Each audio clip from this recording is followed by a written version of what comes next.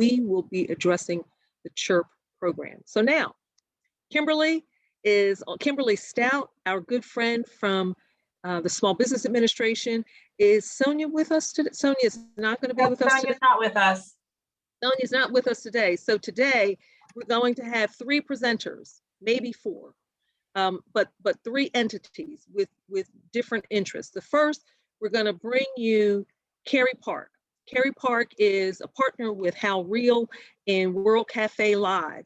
And Carrie's going to talk to you about how did we get to the Shuttered Venue Operators Grant. She's going to talk to you about that. She's going to talk to you about what advocacy means and how advocacy helps and really leads and manifests those things that you're seeing. After Carrie, we're going to have Raheem Manning. Raheem Manning is co-chair of the Arts and Culture Task Force here in Philadelphia. And Raheem is going to talk to you, and Sierra Lambert, I see, is on with us also. They are chairing and co-chairing this Arts and Culture Task Force here in the city, which was spearheaded by City Councilman Isaiah Thomas, and they will speak to the artist perspective of what it means to have a shuttered venue. So we think of just going to the venue, but you're going to see artists, and those artists have also been impacted. So they're going to bring you the perspective of what it means for the artists, and they're going to talk about advocacy.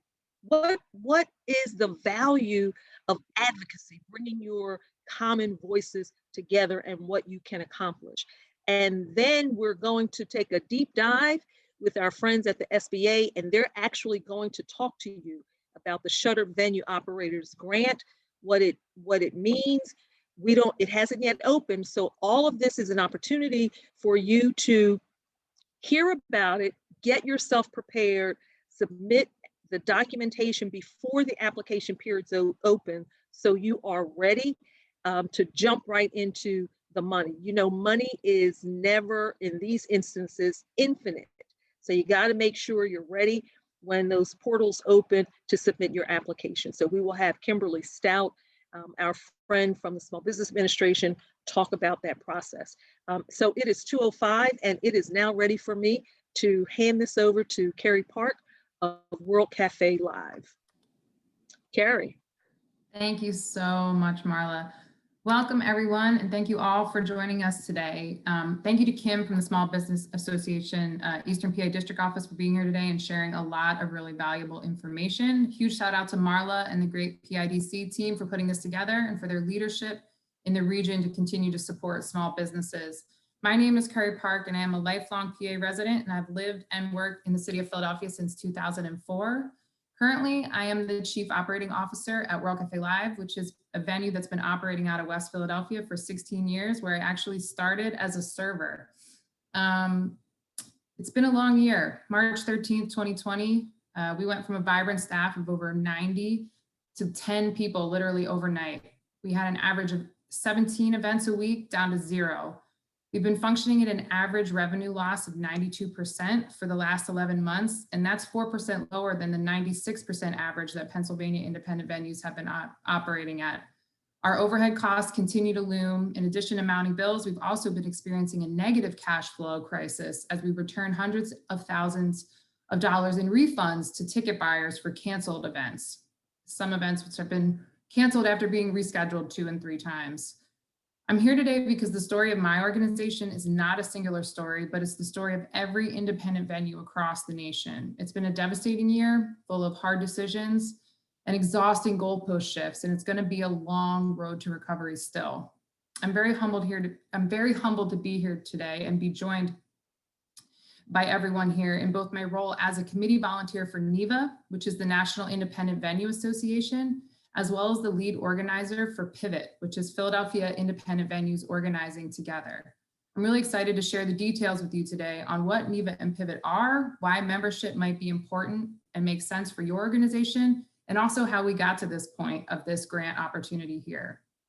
Exactly 1 year ago today, to the day, I joined my boss, founder and CEO of World Cafe Live, How Real in New York City, alongside Reverend Moose and his team from the Marauder Group, who've hosted and organized something called Independent Venue Week in the United States since 2018.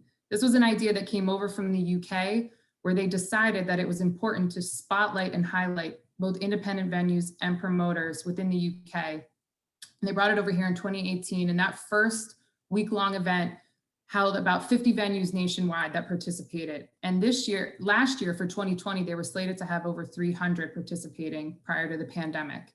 As one of the original 50 participating venues in 2018, we had looked to Independent Venue Week and the Marauder Group as an opportunity to get locally owned and operated venues working together to form an alliance nationwide where no other one had previously existed, to support each other and raise the collective profile of our sector in the industry.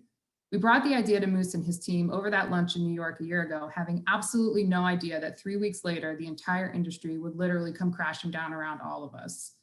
Later that week, what started as an informal Independent Venue Week Zoom call turned into an immediate call to organize, and Hal, along with 4 other founding board members, formed NEVA officially in a few short weeks with roughly a few hundred initial members.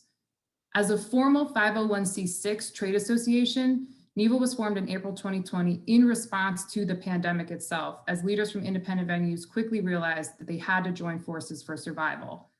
At its core, NEVA's mission is to preserve and nurture the ecosystem of independent venues and promoters throughout the US. Now, less than 1 year later, NEVA represents more than 3,000 independently owned and operated venues and promoters in all 50 states, in Puerto Rico and Washington, DC. NEVA members include some of the preeminent independent music venues, comedy clubs, performing arts centers, concert promoters, dance centers, and festivals across America. One of the first things NEVA recognized is that the separation between for-profit and nonprofit was a barrier that had to come down when we were looking at saving this sector. The NEVA member community very first priority was advocacy. An early study of NEVA members polled showed that 90% of them would not survive through the end of 2020 without serious financial support. Our industry not only depends on the ability to safely gather, but we have razor thin margins and need 100% capacity to remain financially viable. The ability to open at partial capacity has never been and will never be economically feasible. Rent, utilities, payroll, taxes, insurance, as well as fair artist payments are not on a sliding scale that match capacity that we've been permitted to host. These are all fixed costs. And additionally, due to the national routing of most tours, our industry will not recover in its entirety until all of the country can open at 100% capacity. In terms of impact, Pollstar estimated a $9 billion loss in ticket sales alone nationally, not counting food and beverage revenue, just for 2020. Pennsylvania has approximately 225 independent venues statewide, and they sold an estimated 14 million tickets just in 2019.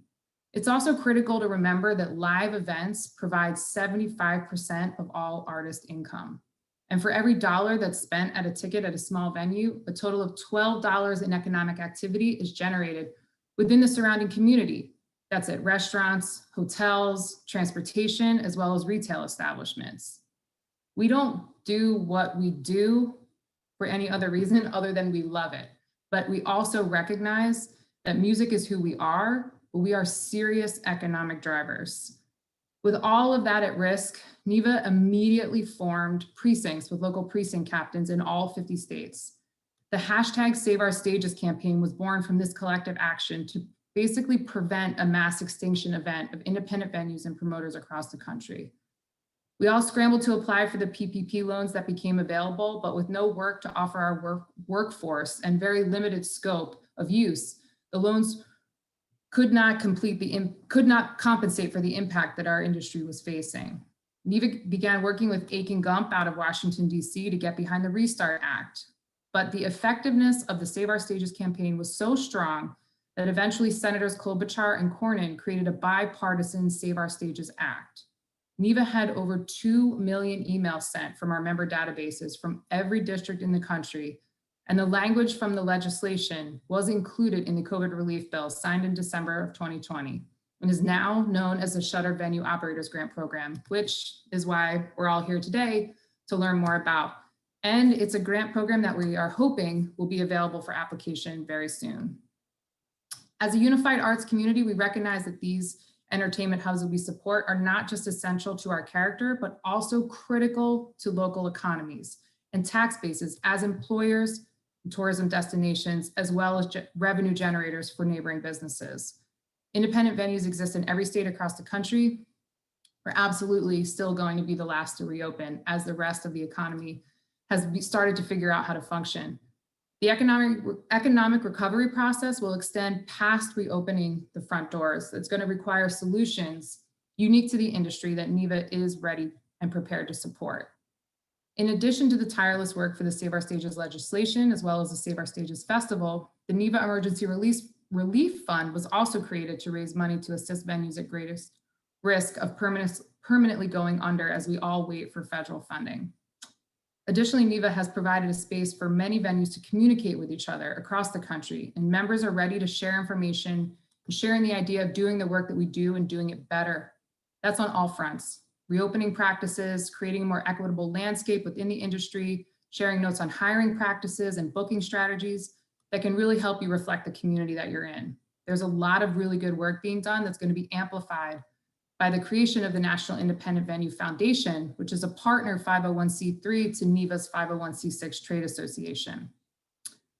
On a local front, I work as the lead organizer for Pivot, which is Philadelphia Independent Venues organizing together. And right now we're a collective of over 20 venues and counting, all operating independently in Philly. And similarly to NEVA, we're also now including promoters in our organizing efforts as well.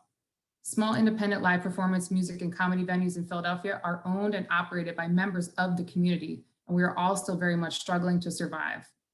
Pivot is organized right now to help disseminate information and rally around our own survival, but we also have really big plans for working together in the future to raise the collective profile of Philadelphia as a live music and entertainment destination. That's part of the reason I'm so excited that you're also going to hear from our friends at the Arts and Culture Task Force today as well. I know that's a lot of information and a lot all at once to take in, but it's been a very long road, and I can't stress enough how the community stepped up when live music said, we need help, we need to save our stages, and that's not lost on us. And I think it's collectively something that NEVA and Pivot are both working on to make sure that we continue to show that support back in return as we prepare to reopen. So thank you again for having me today. I'm gonna put my information and contact in the chat, as well as some links to find out more if you're interested in becoming a member of NEVA or just getting more details. Thank you again, Marla. Great, Carrie, thank you so much. And I think what you're going to hear is the synergy between the operators and the Arts and Culture Task Force represent the artists. The operators have to have someone to present to draw you into their facilities, and so it's a natural partnership. So I am happy now. Who's going to go first, Raheem or Sierra? I'll go first. Let's see. Yeah. All right, Sierra.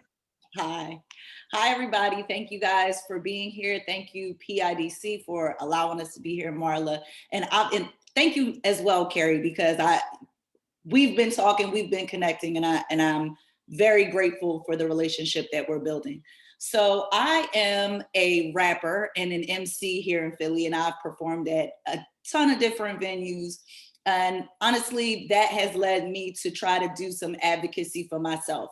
So with that, I started showing up to city council meetings, including some of the meetings that started by the Disadvantaged Community Task Force by Isaiah Thomas and Councilwoman Gilmore Richardson. And through that, and again, more artists showing up, they ended up taking on the responsibility of creating the Arts and Culture Task Force, which Raheem and I both chair. I'm very proud of our task force because we are a very diverse group. We range in age. The youngest member is 16 years old. She's the Philadelphia Youth Poet Laureate here in Philadelphia. We're also diverse in terms of genre. We have obviously rappers, singers, musicians, poets, drag artists. We run the gamut with that.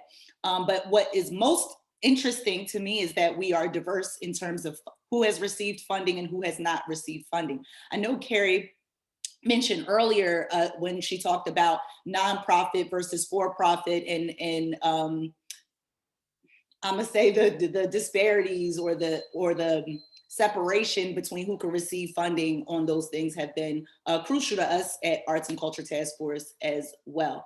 We so far have broken up into 4 different initiatives, right? We have the first initiative is for permanency. When they zeroed out the arts and culture budget completely, it devastated everyone, to be honest. Like Carrie had mentioned earlier, you know, artists rely on venues rely on artists. Is such a synergy type relationship. And so when they cut the budget, it really affected every single one of us. So we have a permanence committee that wants to make sure that we always either have a permanent funding stream or a permanent organization that can continue to look over that. Our second is a plan for individuals and small organizations. And those are, again, for both for-profit and nonprofit artists and organizations. The third is a plan for youth in arts, which is really important. And I'm glad that everybody's on this call today, because one of the things that our youth always talks about is them not having enough venues for them to perform and put on their shows. So I hope you guys look out for that. And the fourth is the nightlife committee, which Raheem is the or on that committee rather. And I want him to talk to you guys a little bit more about that. But before I go and pass it off to Raheem, I don't know if you guys have seen, but yesterday we introduced the Illuminate the Arts grants for artists and small businesses. And we're really, really excited about that. It is, you know, it is well deserved to all the artists and everybody in the community, especially because I am so grateful that people have showed up to rally for themselves, to advocate on their own behalf. And I know a lot of people are, you know, thanking, you know, us and Isaiah Thomas and, you know, and yes, we've organized and we've, you know, pitched, but honestly, we're just the messengers. You guys show up, you guys, you know, including Carrie, we've met with almost a lot of people on this call. We've already met with you, but thanks to everybody who has shown up and decided to rally and advocate for themselves, because collectively is the only way that they're going to listen to us. When the reason why they were able to zero out the budget is because they thought that we were separate and we didn't look like we had any sort of stake in politics or anything like that. So I'm glad that we've all been able to come together, and I hope that we continue to make an impact. I'm going to pass it to Raheem to talk about the Nightlife Committee, because I think that's probably the most interesting to people on this call today.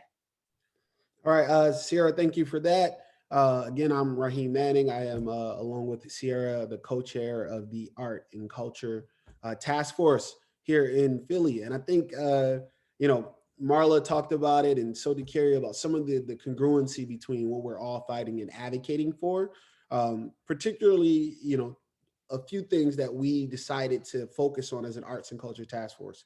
One of them Sierra mentioned is about making sure that the disparity between for-profit and nonprofit artists and organizations was not a matter when it came to providing COVID relief.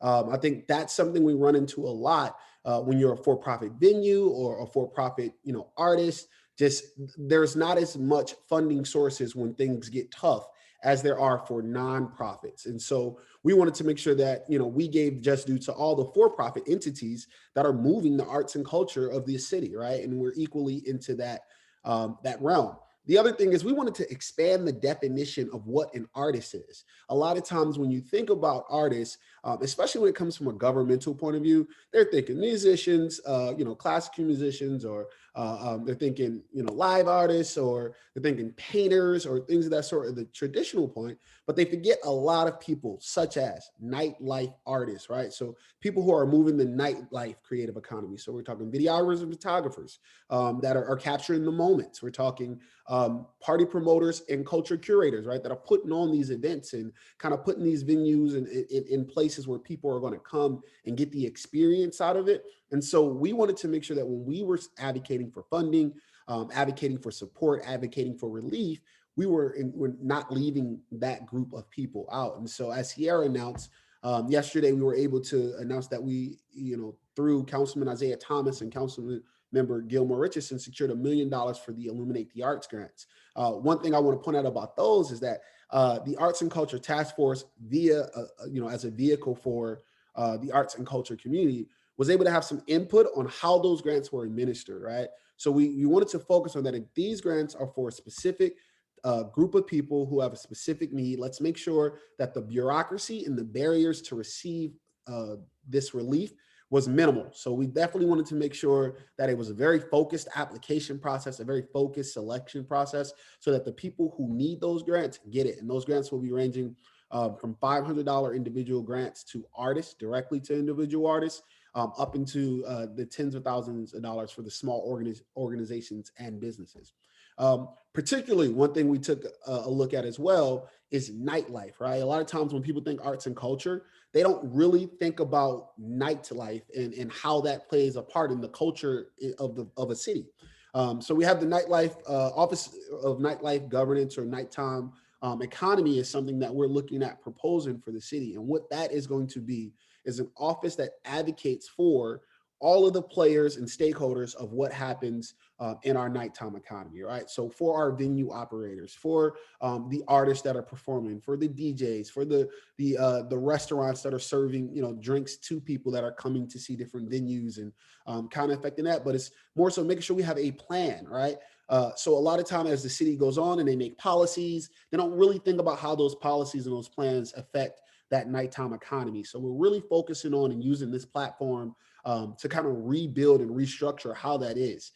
One thing we know, and we communicate to our elected officials all the time in our capacity, is that there will be no COVID recovery or post-COVID Philadelphia if there is not investments in arts, culture, nightlife in this city. And that's including all the aspects of it.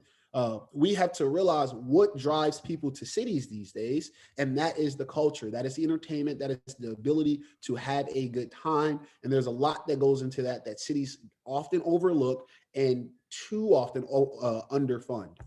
So if you guys want to learn any more about the Arts and Culture Task Force, what we're doing, we're always meeting with everybody. We're always welcoming feedback from the community.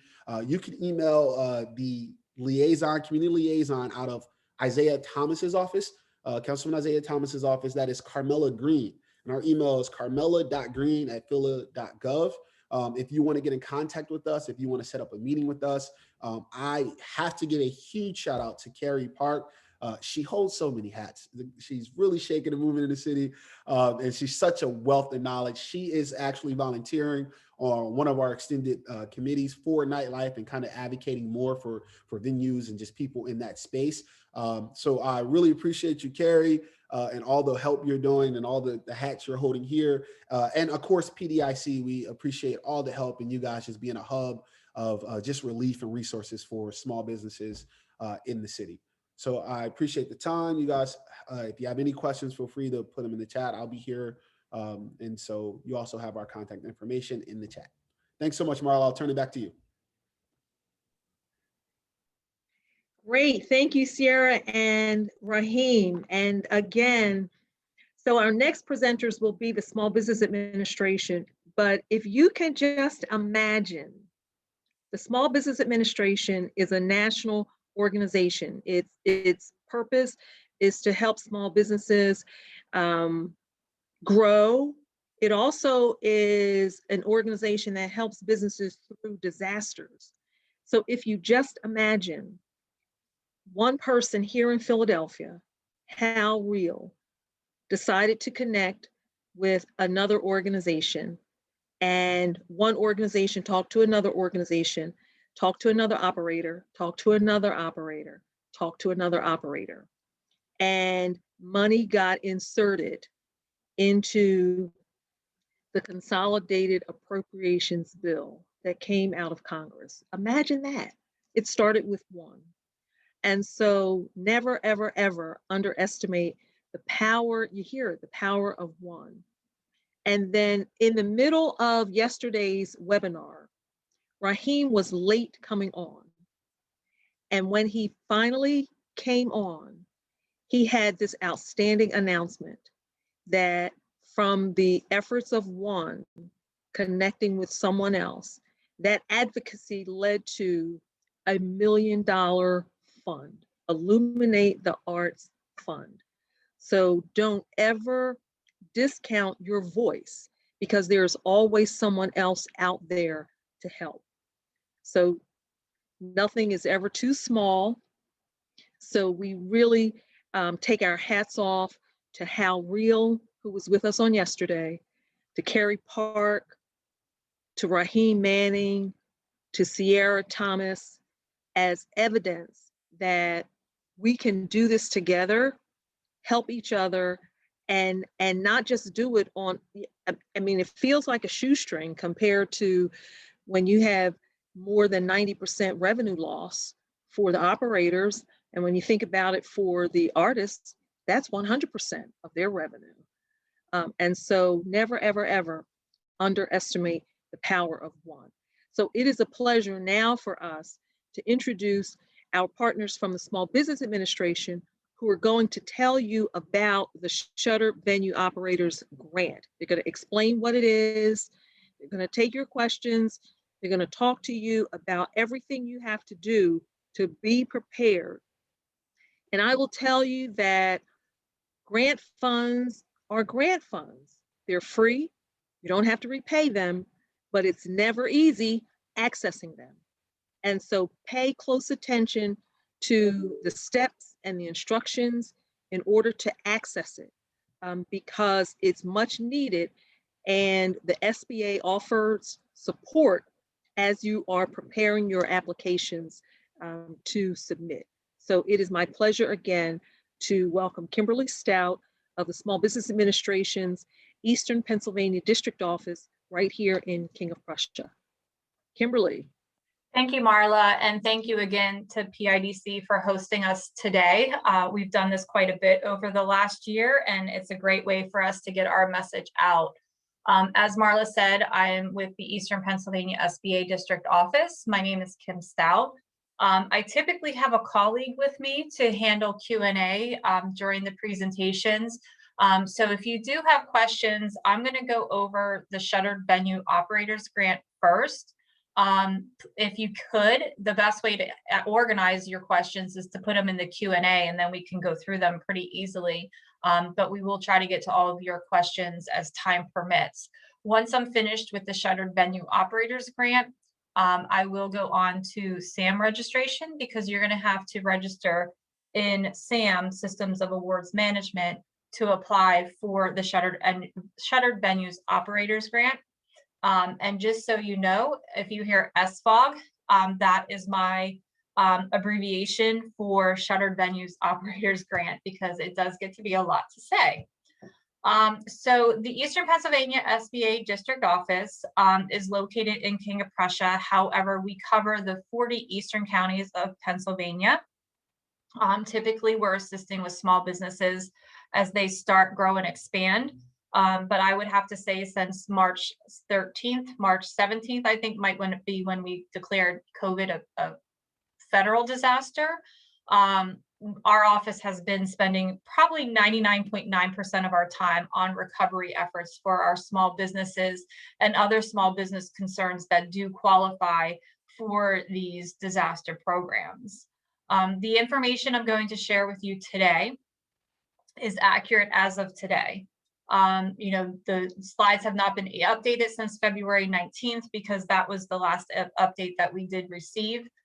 Any new information that you're looking to receive will either be done through forums like today, or you can go to sba.gov/coronavirus-relief.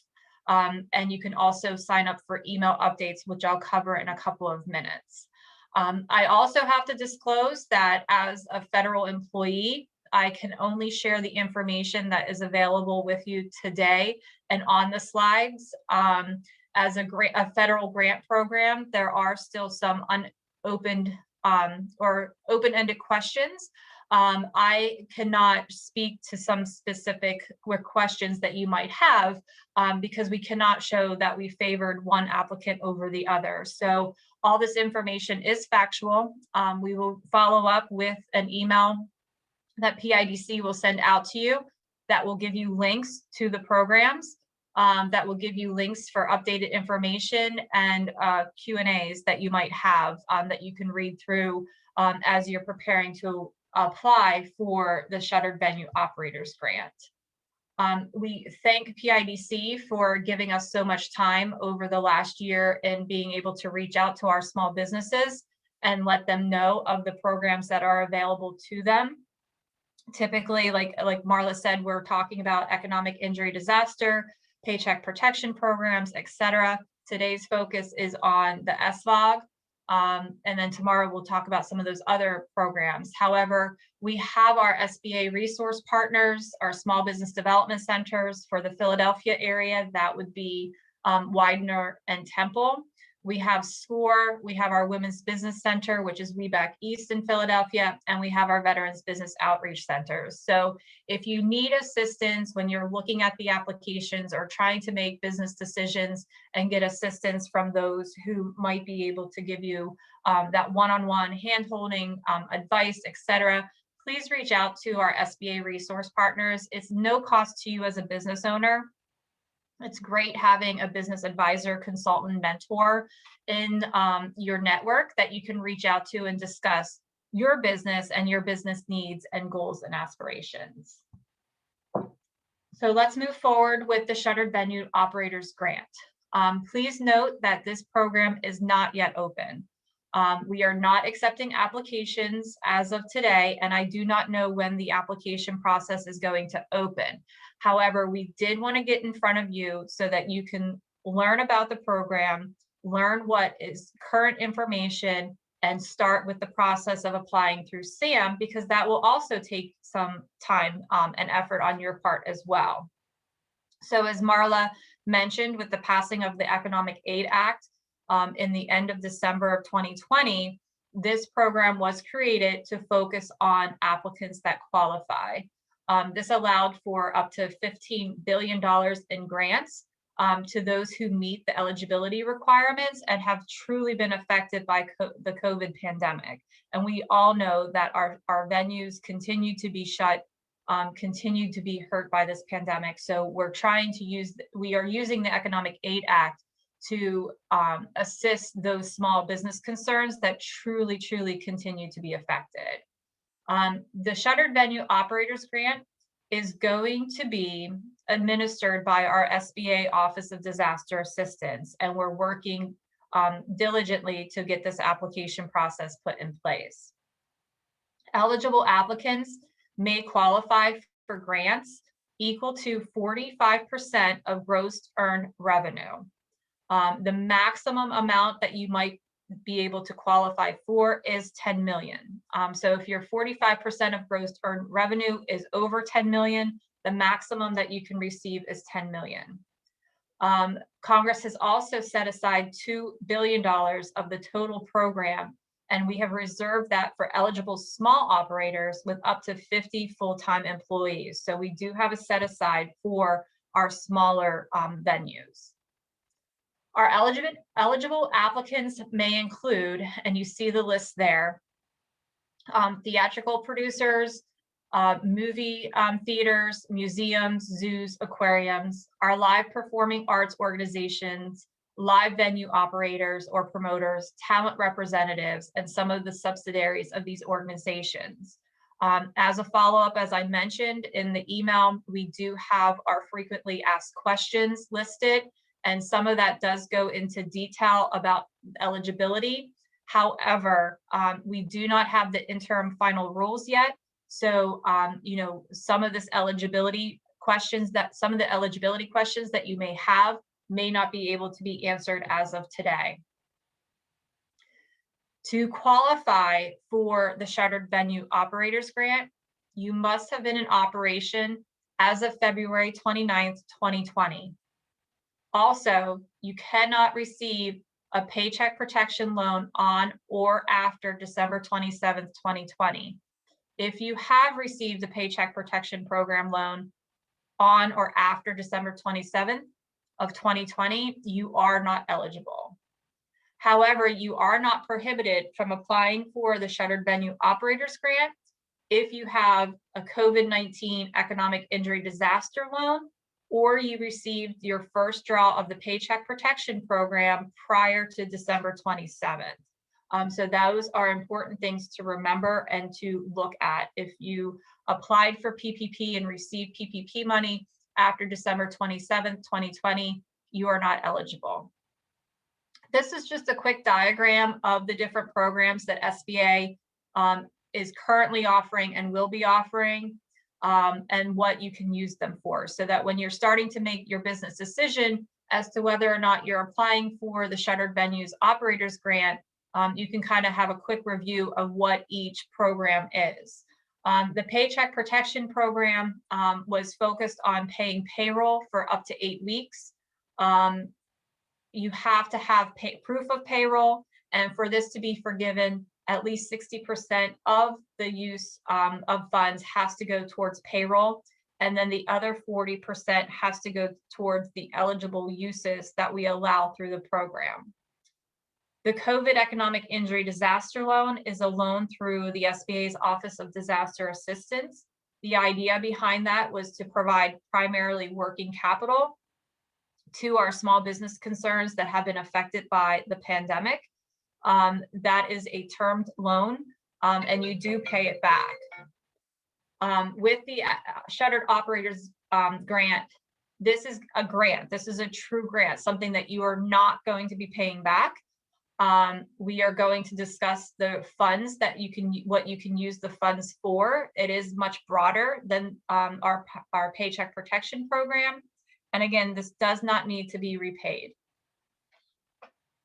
I'm going to turn off my phone, so hopefully that doesn't happen again. Sorry. When you're calculating your funds for the Shuttered Venue Operators Grant, it's going to be dependent on when you were in operation. Okay.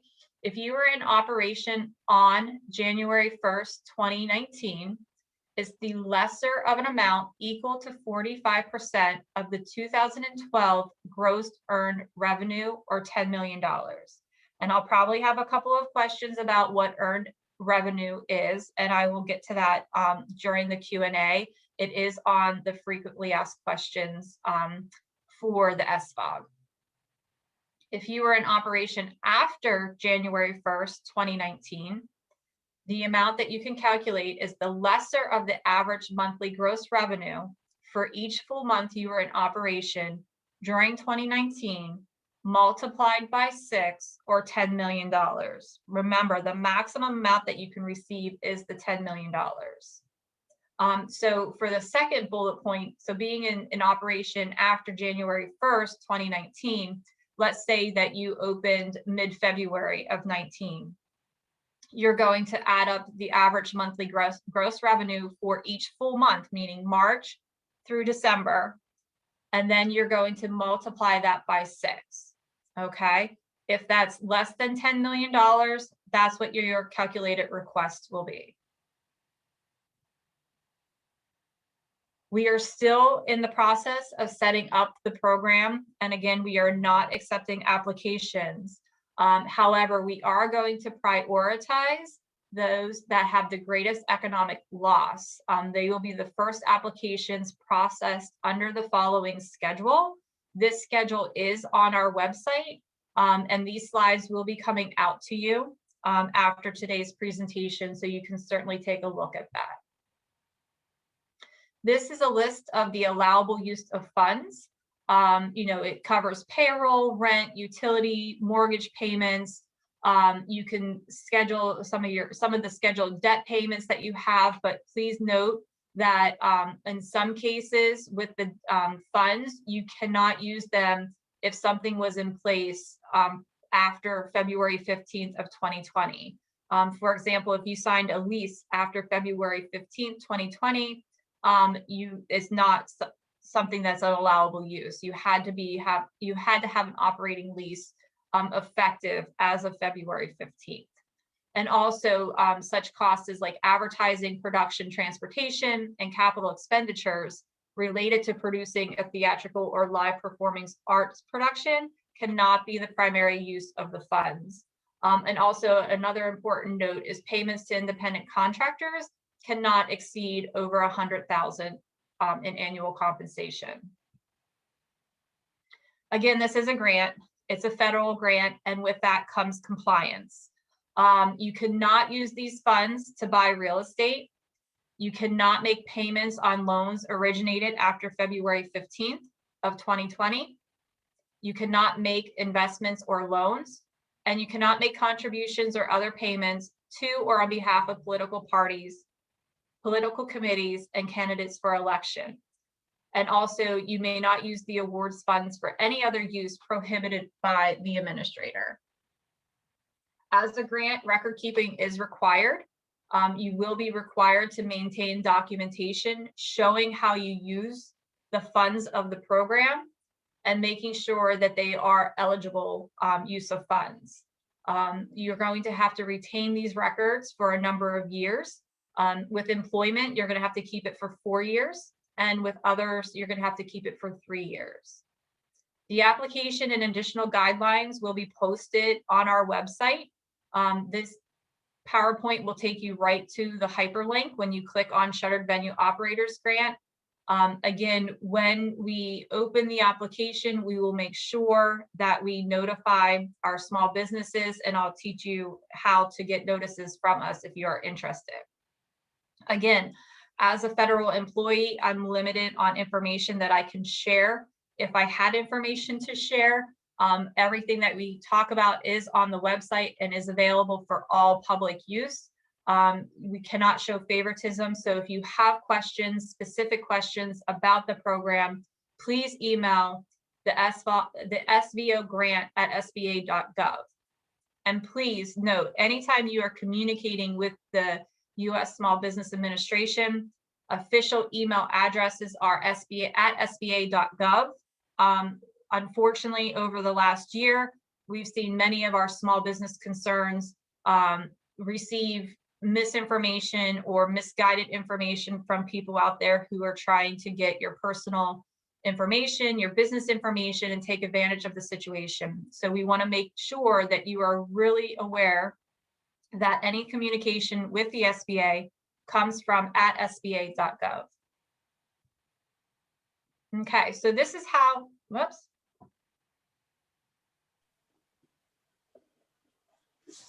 All right, can you, oh, hold on. I need to. Jasmine, can you hear me? We can hear you, Kim. There's just an echo. Okay, let's see. I thought I got disconnected, so hold on. You're still on. Is this better? Nope. Hold on. All right. Let me leave this. Something clicked on my computer and it took me off of something. So I don't know what happened, but I apologize. No problem. All right, so you guys can still see my thank you for your time, right? So with this particular slide, what I want to point out is if you're looking for updates from the SBA, please go to sba.gov/updates and put in your zip code or select the areas that you're looking for information to come from. As soon as we get announcements from our headquarters, we will send that out as a news release or an email update. And the fastest way to receive that correspondence is by signing up for those email updates if you haven't already. You can also follow us on Twitter at SBA_Eastern PA. So at this time, I believe that is the end of my PowerPoint for the Shuttered Venues Operators Grant. So as I switch to my other presentation, do we want to take a couple of questions, Jasmine?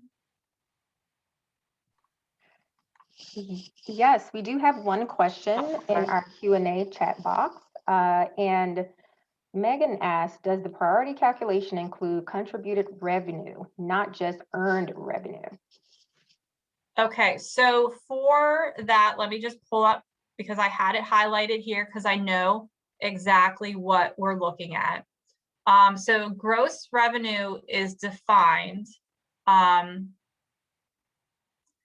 Those applying, we refer to gross revenue for the SVOG rather than to earn revenues or gross revenues. So let me just post this right into the chat box so that we can take a look at that, okay? So that everybody can see exactly what the definition is of earned revenue. And that is what you have to use to calculate your funds. Okay. Thank you, Any Kevin. other question there? No more questions as of now, but everyone, Okay. please feel free to use our Q&A chat box for questions, and she is available to answer those. Okay, so let me switch over to my next screen. All right, so we can see that one, right? We can. If you can Okay. enlarge that just a bit for us, that would be great. Let's see. Let's see. I have it in a PDF, so maybe that's why it's not showing as well. That should But- be okay. Okay. Yeah. So as I mentioned, for you guys to apply for the Shuttered Venue Operators Grant, you have to register in the System for Award Management. I'll refer to it as SAM.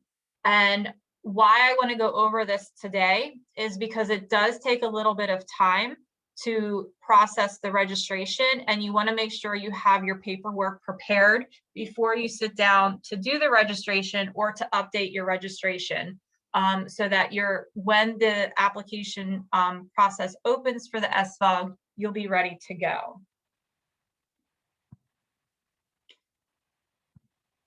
So for the System of Award Management, it is an online portal, and this is where all people, including all organizations and people who are doing business with the federal government, must register.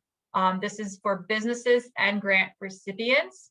And anytime to apply for federal assistance, this is where you do have to go register.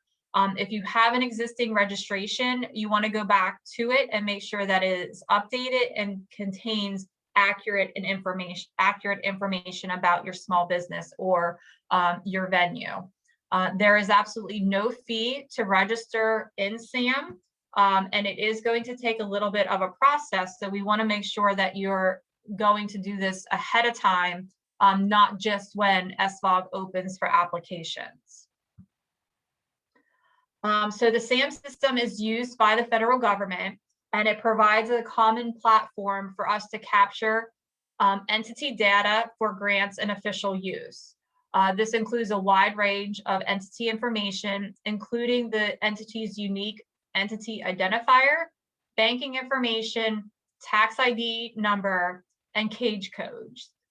SAM's entity registration also provides a place for our entities to make common representations and certifications necessary for grant processes. SAM is a system that is used for us to validate entity uniqueness and supports the integrity of the database of the registered entities.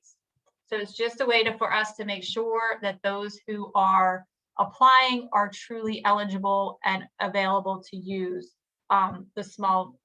to be available for funding from or grants from the federal government.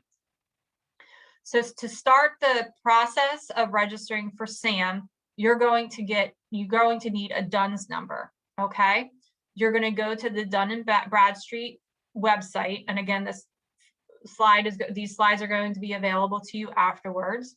And you're going to select the link to request your DUNS number.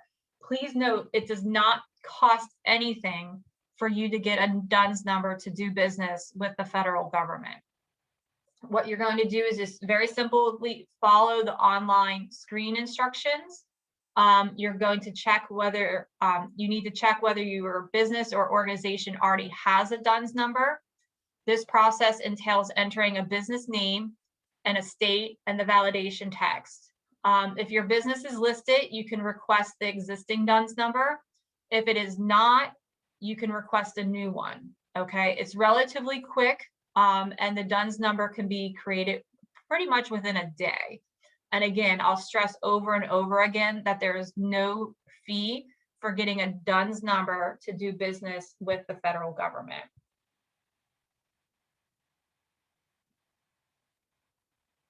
You are going to need some documentation to gather when you're requesting and creating a new DUNS number.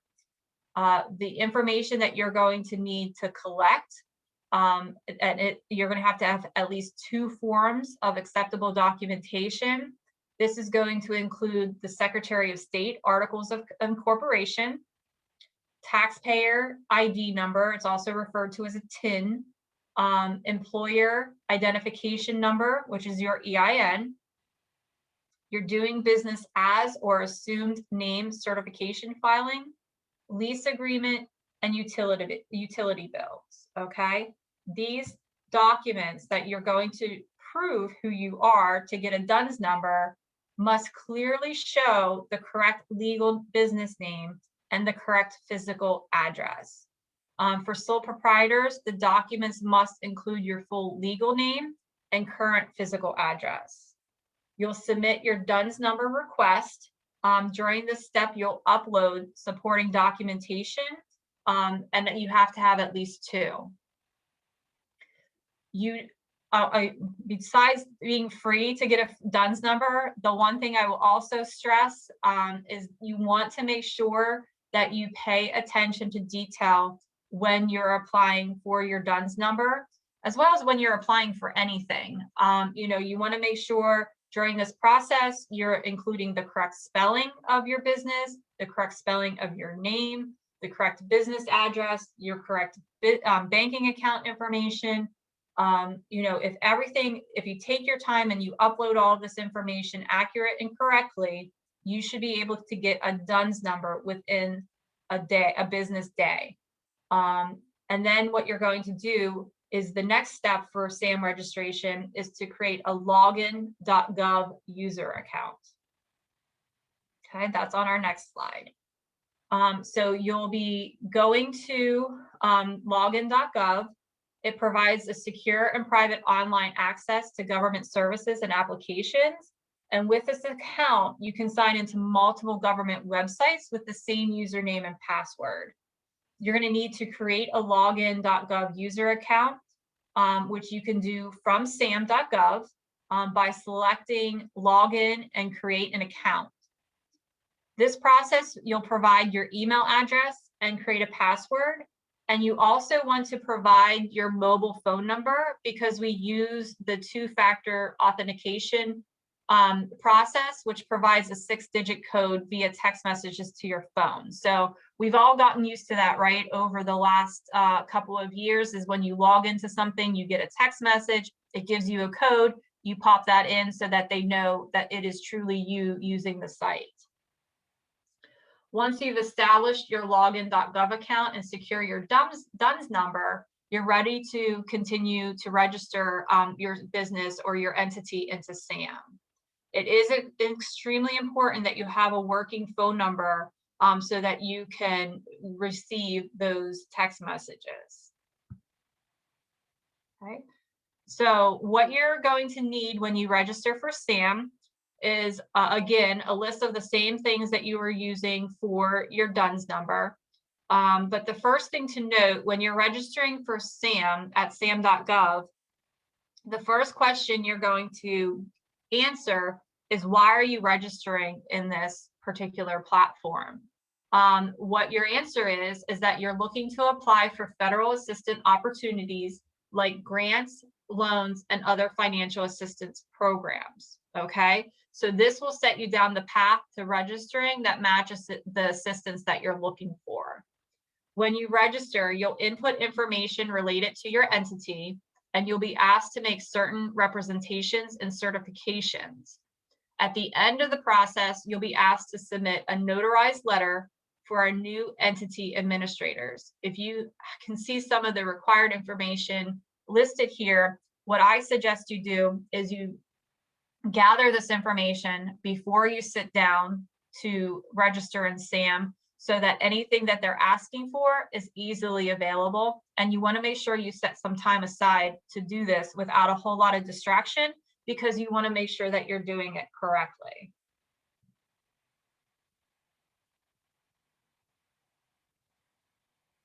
All right, so when you're registering, you're going to go to sam.gov. You're going to put that in your browser and log in using your login.gov account. And then you hit the entity registration. And on the next page, you're going to register as the new entity.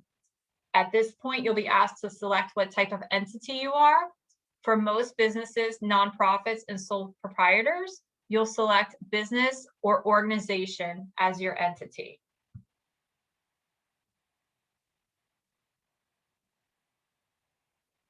Again, it's going to ask, why are you registering? You're answering, I only want to apply for federal assistance opportunities like grants, loans, and financial assistance programs. This again sets you down a particular path for your registration.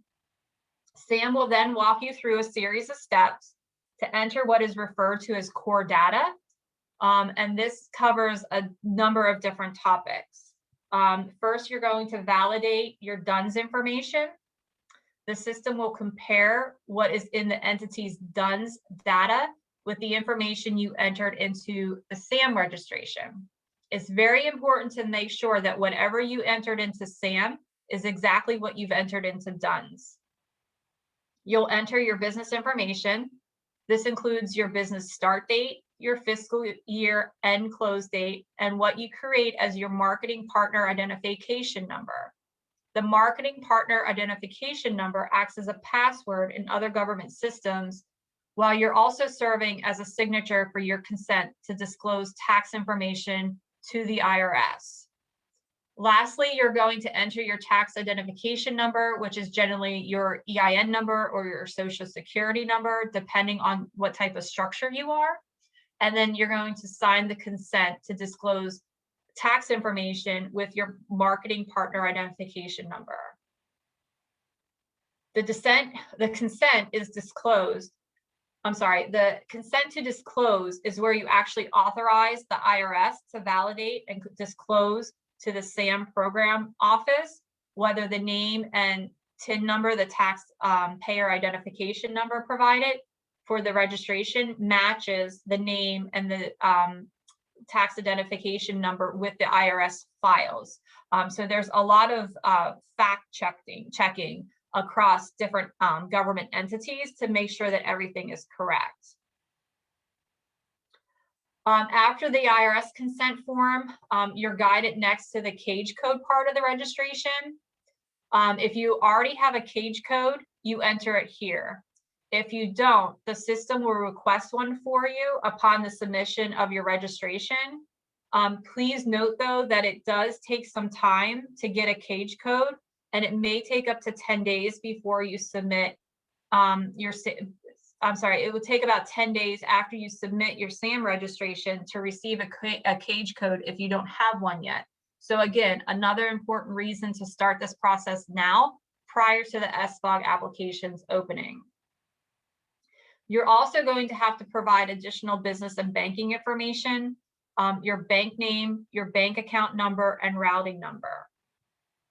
This is how the funds will get deposited. So you want to make sure that you put accurate banking information, and if you have a bank account that is for your business, you use your business bank account. After the following the business and banking information sections, you're going to be asked to provide information regarding executive compensation if your entity meets the following two criteria. First, that 80% or more of your annual revenue consists of U.S. federal contracts, grants, and loans. And second, that your entity receives $25 million or more in annual gross revenues from the U.S. federal contracts, grants, and loans. The final step of the core data entry is the preceding section. You're going to next, you'll complete the points of contact section.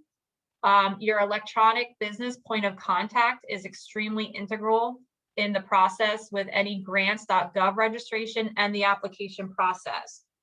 So as the business owner or owners, you want to make sure that you have a point of contact, that when you may be contacted by a government entity regarding registration, you have somebody who has direct knowledge of this registration for both grants.gov and also for CAGE.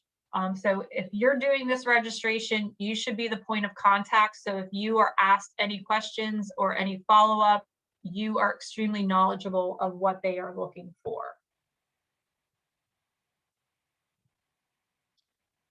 The last step before you submit the registration and everything is complete is that you have to complete the section of representation and certifications. Here, you'll review the following. Does whatever your business legal name is wish to apply for federal assistance? Or is your business name currently a recipient of funding under any federal financial assistance program? You're going to select yes or no as appropriate. If you select yes, then you'll see the corresponding financial assistance general certification and representations text. Once you review the grant certification and representations, you will need to attest to the accuracy of your entity registration. And then you will have to select submit after you review. Okay, so you have an opportunity to review everything, submit it. You will get a registration submitted confirmation message on your screen. If you don't see this, you have not submitted your registration. Once you have submitted your registration, it will be reviewed and you will receive an email from sam.gov when your registration is active.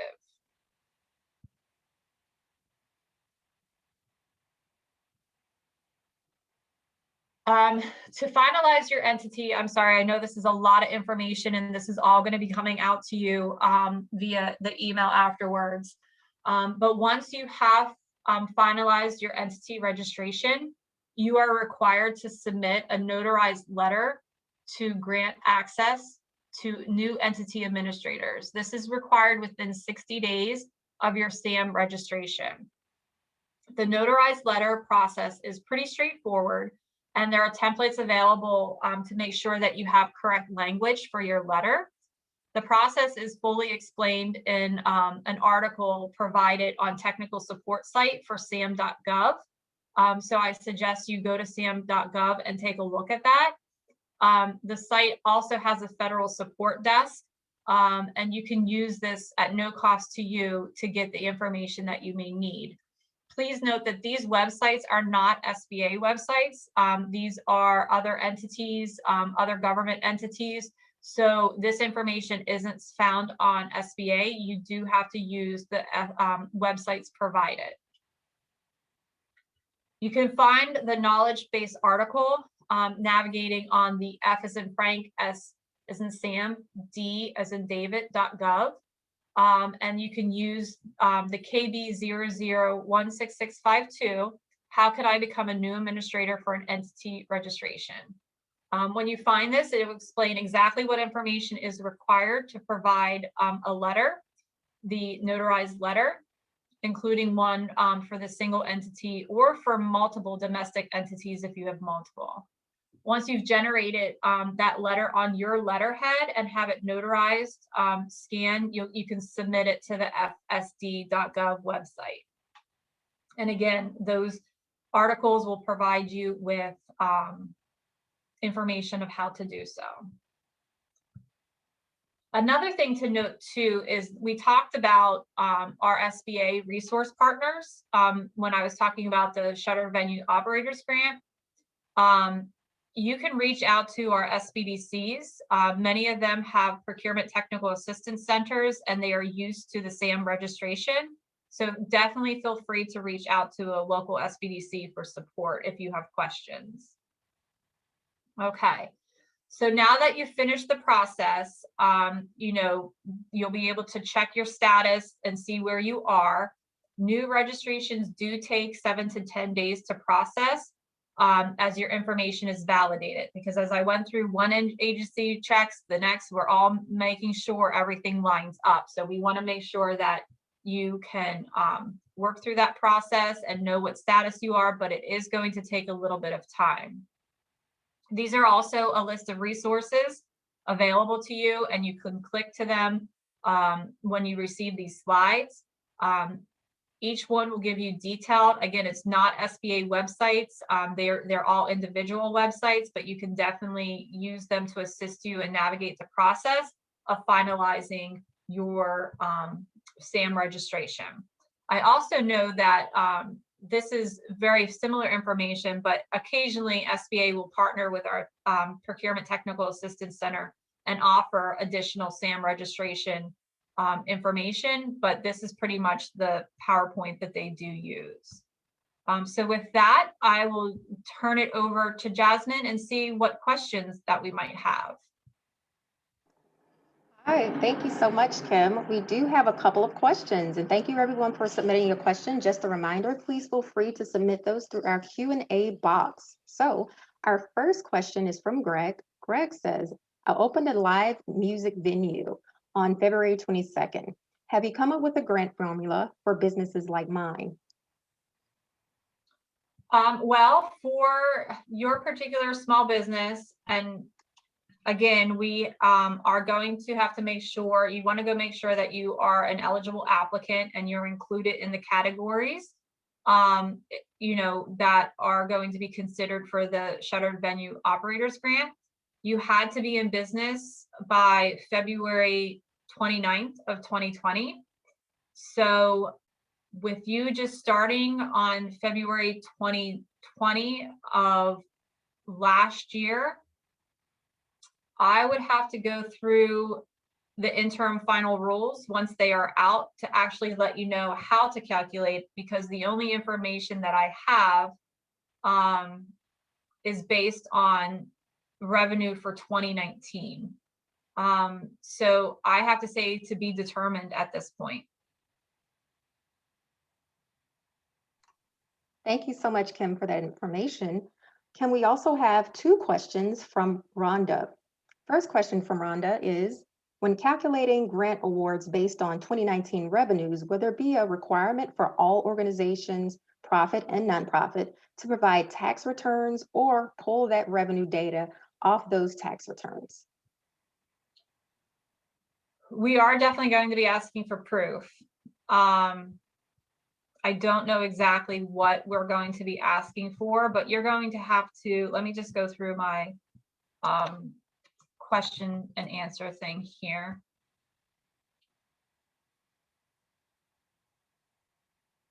So I don't have anything that they are exactly going to be asking for, but in any grant program, you have to be able to show how you've come up with your calculation. And I'm sure our interim final rules will discuss that once they are released, but we are going to be checking that whatever the applicant provides is true and accurate information and it's not fraud. Thank you, Kim. Rhonda's second question is around record keeping and reporting. Rhonda asks, will there be a requirement for any interim, quarterly or semi-annually grant reporting, or at the end of the grant spending period? They haven't answered that yet. The only thing that they've talked about record keeping so far is that the grantees will be required to maintain documentation demonstrating their compliance with the eligibility and other requirements of the program. And for employment records, you have to keep those for 4 years. And for the other records, you'll have to keep for 3 years. Thank you for explaining that, Kim. As a reminder, everyone, our Q&A chat box as well as the raised hand function can be used if you have any questions. Rhonda also says, great, thank you. Sure, and Thank you I for would your just question. suggest, you know, keeping up to date, getting email updates from us, or going to the SBA.gov/coronavirus relief and look at the Shuttered Venue Operators Grant page. That's where all information will be released. Thank you so much, Kim. I also want to reiterate what Kim mentioned earlier. We will be sending this information to all of you who have attended today through an email. So you will be getting this presentation as well as any additional information to help you throughout this, because it was a lot of information, we know, but we hope this was very helpful for you. And you'll have something to follow up on if you happen to have not gotten everything from this one webinar. Yeah, especially Jasmine, like I said, with the SAM registration being a requirement for the SVOG, at least you all can get started with that process now, because it does take some time. It does take some documentation, and you want to move through it when you're able to spend the time and focus on the details. In any of the applications that we've had in the last year for disaster assistance, we've seen so many mistakes made because we're panicking and we're in a hurry and we need the money and we're desperate to continue our small businesses and our nonprofits, and we just want to rush. And we really have to take a step back, go through it very carefully. Many of our loan applications got held up because of incorrect bank account information, incorrect EIN numbers. So you want to make sure you take that time now, prepare for what you're about to apply for, and have all your ducks in a row so that you can be ready to go.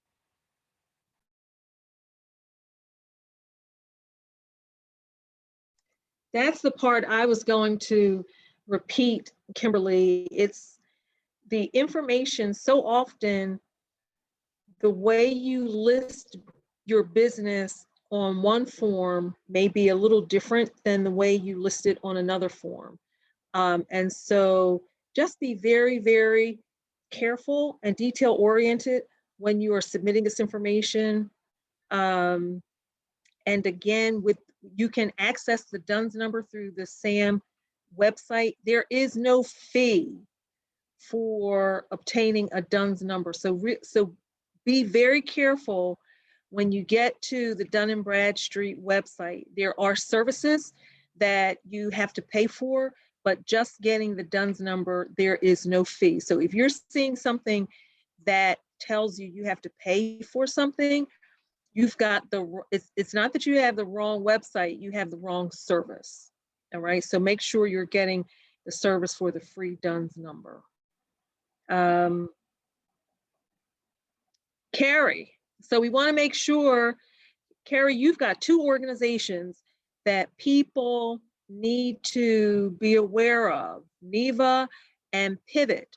So we want to make sure that for those venue operators who are on this call, that you are connecting with NEVA and Pivot so your voice can be a part of a larger group. So Carrie, if you would put the contact information in the chat for both Pivot, and that's Philadelphia Independent Venue Operators Operating Together, I think you said. So if you can get that in the chat, and then the contact information for NEVA. And also Raheem had to leave, but for those of you who want to be connected to the Arts and Culture Task Force, and again, there is power when you're working together. This initiative has been spearheaded by Councilman Isaiah Thomas, and they are requesting that if you have information or you want to get on a mailing list, please send your contact information to Carmela Green, and that is, we're going to put that in the chat also. Carmela Green at phila.gov. And Councilman Thomas has been holding, I think, Carrie, he's held 2 town halls to date. So you want to make sure that you are a part of that discussion, even if you don't necessarily have anything to contribute now. Just get on the town hall call and listen to the comments that are coming forth, listen to the issues that are coming forth, because I will tell you, I was on one of the town hall calls, and this $1 million had not even, I don't recall it being discussed. But obviously there were enough conversations around how do you compensate artists where this is their livelihood. If they're not hobbyists, this is their livelihood. And so the result was the announcement yesterday of the creation of the Illuminate the Arts Fund of $1 million. And so kudos to Carrie and Hal for the great work in lobbying. So this also speaks to making sure you know who your elected officials are, because for the Triple-P program, for the Economic Injury Disaster Loan Program through the Small Business Administration, so much of those funds are coming through efforts out of Congress where businesses are calling their Congress people, they're calling their US senators. At the state level with the Commonwealth, they're calling their state senator, I'm sorry, they're calling their state senators. In the Congress, they're calling their Congress people and their US senators. They're calling council people. That's how this stuff gets done. So hook up with the organizations that are already in place and working on your behalf and find out how you can contribute and just stay informed. These are crazy times that we're in, and everyone is in need. Every business is in need. So you want to make sure that you are following the instructions. The SBA is not only providing the funding, but they're giving you all the information you need to be successful in your efforts. So you want to make sure that you're using all of the SBA resources, both in terms of using their customer service email addresses, their customer service 800 numbers, all of the emails that Kim, can you put that information back up, please? If you still have your presentation, the Twitter. If you're not on Twitter, let me tell you, everybody is on Twitter. So you need to open a Twitter account so you can get some of the latest information. The SBA is on Twitter and tweets all of these changes. So make sure you're on social media. So there we are, SBA. I follow the SBA on Twitter. So make sure that you are following all of these. You're not on, I know, shaking your head. Get on Twitter. Jasmine, my colleague, manages all of the social media platforms for PIDC. So you'll get a lot of information about what's going on at PIDC in a moment's notice, just through Twitter, Facebook, LinkedIn, but really Twitter is the fastest. Twitter is the fastest. So we want to remind you, it is 3:19. We've got 11 minutes before we end. I just want to remind you of the upcoming webinars tomorrow at 2 o'clock. We're going to cover 3 programs, 2 new grant programs where the application period has not yet opened. And that is Comcast Rise, where Comcast has identified 5 cities across the country, one of which is Philadelphia.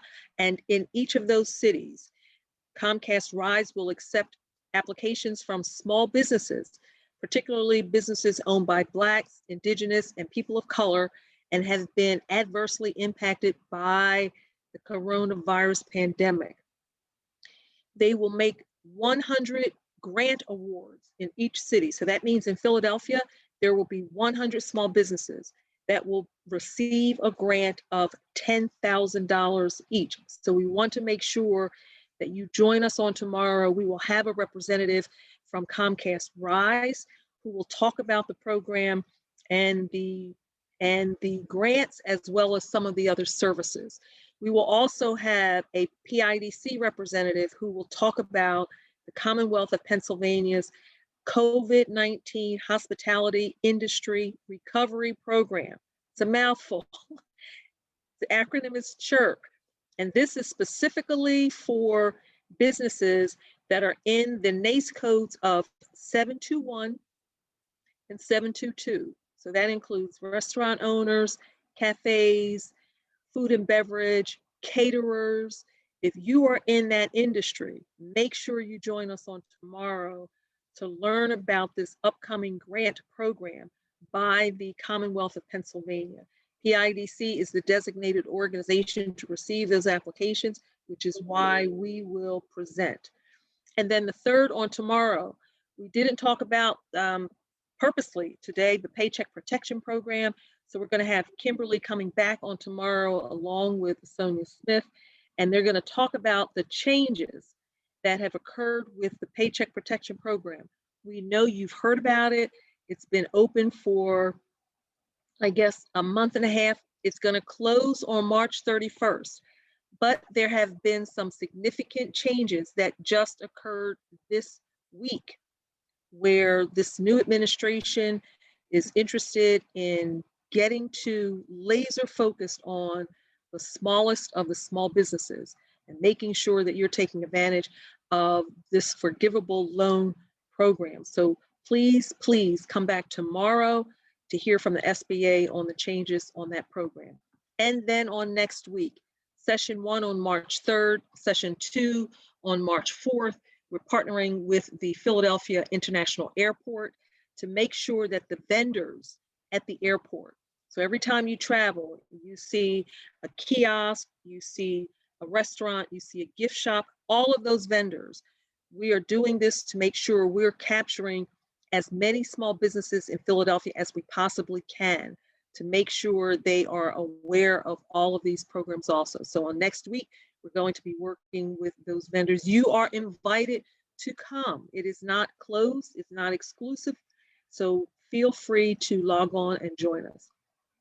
The following day on March 4th, and that is on Thursday. Oh, I'm sorry, that is, yes, Thursday, March 4th. We're going to bring the SBA back and we're going to talk about their business education program, which is the Emerging Leaders Program, a 100-hour business education and training program. It is free, but you do have to apply. So we encourage you, the deadline is coming up in April. And so there's not a lot of time between the information session and the application deadline. So we want to make sure you get as much information and make your decision to apply. And you should always apply. Every time there is an opportunity for business education, you should apply. And then on Tuesday, March 2nd and Thursday, March 25th, we're doing the 2 information sessions, another business education, which is Power Up Your Business, another free program through the Community College of Philadelphia. Please come, 1 in the evening, 1 in the morning. We're making it as convenient as we can for small businesses to make it. This has 2 portions. One is a 12-week cohort. The other is individual workshops. And so please come to those information sessions and learn more. And then the last for this month is we are wrapping up our mental health series. Is it just me? No, it's not just you. And that will be the 3rd Tuesday of March. And we will focus on finding joy in difficult times. These have been difficult times. And so this will be our last webinar for that series. Our guest speaker is Dr. Robin Smith, well-renowned, nationally renowned psychologist who is from Philadelphia. And so we're happy to have her. And within that 6-month series, we have partnered with the Scattergood Foundation and Spectrum Health Services. So go to our website, you'll get everything that you need. Replays of all of the webinars. You can find resources for education, for financing. All of those things are on our website. Jasmine, is there anything that I am forgetting? Marla, I think you said it all. I just wanted to thank everybody for attending with us today and remind you, if you have any additional questions, please feel free to ask those while we are here. I want to add also, PIDC, although our office is physically closed, that if you call our main number, Stanley Stone, he is on our call today. Stanley Stone is the person who you will talk to. Please, please make sure you still call our number. Stanley will get your call and direct you to the appropriate person at PIDC. So we are still alive and well working on your behalf during this pandemic. So with that, Carrie, thank you so much. Thank Hal for us also. Anything you want to add before you sign off, Carrie? Just extreme gratitude all around. Thanks so much, Marla and team. Great. Kimberly, anything before we close? Kimberly is an honorary PIDC staffer. Nope, I again appreciate the opportunity to be here so that we can share the information that we have. And I'll see you guys again tomorrow. See us tomorrow. Okay, thank you all. Stay well and get that information worked on right now. We'll see you tomorrow at 2 o'clock. Take good care. So long.